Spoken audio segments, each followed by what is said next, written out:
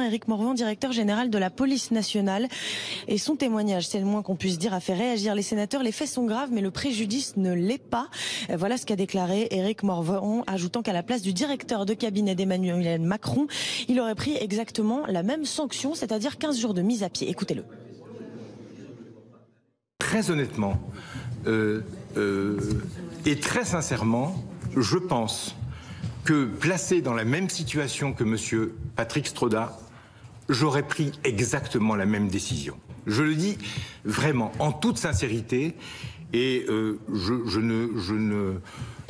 ne suis pas connu pour être particulièrement léger avec l'application du droit. Monsieur Benalla aurait commis des actes qui auraient entraîné des préjudices graves, etc. La question ne se serait même pas posée. Et dans la vraie vie, je pense qu'on n'aurait pas parlé de l'article 40 parce que le procureur se serait saisi immédiatement du sujet lui-même.